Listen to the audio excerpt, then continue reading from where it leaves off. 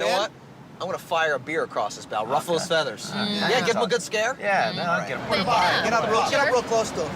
Yeah. Hey, asshole! Ooh! Oh, shit!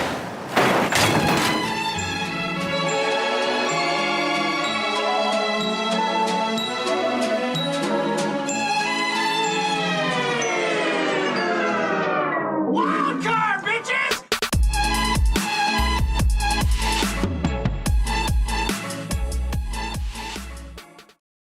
You ever want to do some of this?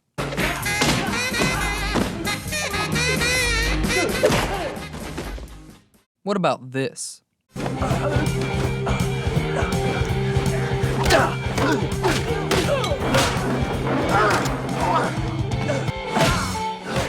And I know you want to do some of this.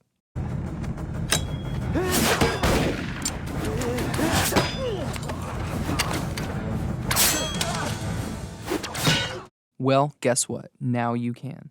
This is the Weapon Improviser archetype. But first, let's set the scene.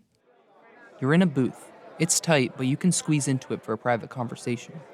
There's a wooden mug to your left, silverware to your right, and a plate in front of you. On it is a fresh leg of turkey. On the wall is a framed photo of the shop from the year it opened, next to a set of horns from some creature you've never seen before. Hanging on the ceiling are ropes supporting a hooded lantern. There's also a small kerosene lantern to illuminate your booth. From behind, you hear an angry shout. It's Magnar, the local loan shark. You owe him some money. He's coming at you fast with a baseball bat. You owe him a lot of money now that you think of it. And wow, it's been years since you've been back to this part of town. This all tracks. But you've only got a second to defend yourself. What do you grab? This right here, this is the heart of why we love the Weapon Improviser archetype. It helps put you into the scene. What kind of items are around? What does the terrain look like? What can you use?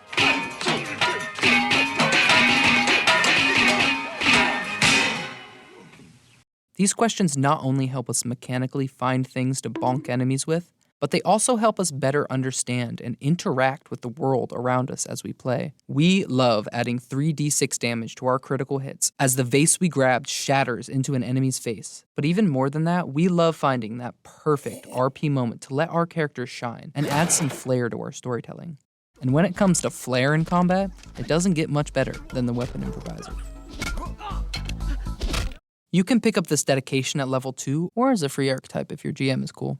What it does is take away the -2 penalty you'd normally receive for making attacks with improvised weapons.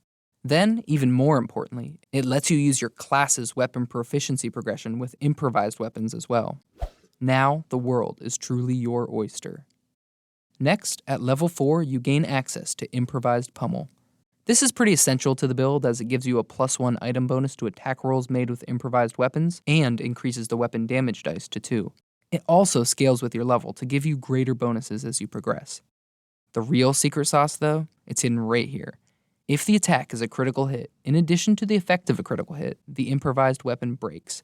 Now, this might sound like a bad thing at first, but let's put a pin in it, because we're going to come back to this later and really have some fun.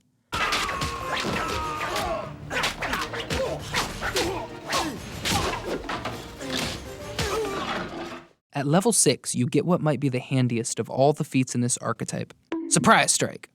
Surprise Strike allows you to make any creature automatically flat-footed against your strike, just as long as that person hasn't seen you make a strike using an improvised weapon. The implications for this can actually be huge for rogues, who get to apply a lot of condition on attacks when enemies are flat-footed. Let's say you're a level 15 rogue, who took precise debilitations at level 10 and bloody debilitations at level 12. You're sitting at the bar and some nerd pops up from behind you saying you owe him money. How do you respond? Bam, hit him with a lantern. He never saw it coming. Now, he's starting the first round of combat, taking 3d6 bleed damage every turn, and he's flat-footed until the end of your next turn. Hashtag just rogue things.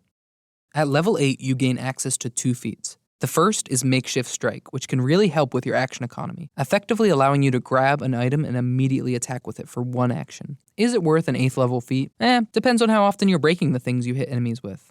The second 8th level feat is Improvised Critical, which allows you to apply critical specialization effects to any improvised weapon you're wielding. This might not sound like a big deal at first, but remember, even fighters only get critical specializations in 1 weapon group. This effectively allows you to have access to every critical specialization effect, just as long as you can find an item that fits into the appropriate weapon category. And let me remind you, there are so many critical specialization effects that you can apply. This feat is cool because it allows you to keep the game spicy. Did you get a surprise critical? Let's see what kind of effect you're hitting an enemy with today. Remember that pin I said we were putting in that thing about your weapons breaking? Well, it's time to take that pin out, because now we're gonna explode things over people's heads. Ow! Oh! Ow! What the hell is wrong with you? Shattering Strike. Whenever you critically succeed with an improvised weapon attack, you can straight up add an extra 3d6 piercing damage. This coup de grace again works really well with rogues, so long as your GM is cool and lets you add your sneak attack bonus to your improvised weapon attacks. Which brings me to the next section, notes for GMs. GMs, if a player takes this build, my recommendation is to lean into it. This isn't going to be the kind of archetype that someone takes because they want to deal the most damage. And if anything, they'll really be at your mercy when it comes to using this build. That's because in the end, the GM will be the one working with players to determine the damage type, damage dice size, and any other traits the weapon might have. Rather than penalizing them for not using a traditional weapon, consider working with them in scenes to find the appropriate kind of weapon they're looking for. Maybe the broken bottle in front of them is only going to deal d4 slashing damage, but maybe the iron inside the fireplace is red hot, and if wielded with two hands could deal d12 fire damage. It's all about injecting excitement into your games, and archetypes like this are a great way to do so, just as long as the GM is willing to be flexible and be considerate of what someone might be giving up in order to take this archetype and advance through it. So, what item from the table did you grab? Tell us in the comments and let us know if there's any questions or thoughts you have about the Weapon Improviser archetype. Did we kill him? I don't know. Oh, he's getting up. He is? He is? He's moving. Yeah, he's getting up. Thank God, dude. Oh. Yeah, wait. Should we help him out? And he's getting something out of his bag. What's he getting? It's a pipe. It's a pipe! It's a pipe. Go, go, go, go! What's wrong with the tires? What's wrong with the tires? I don't know. All right, get back to the car. Get back to the car.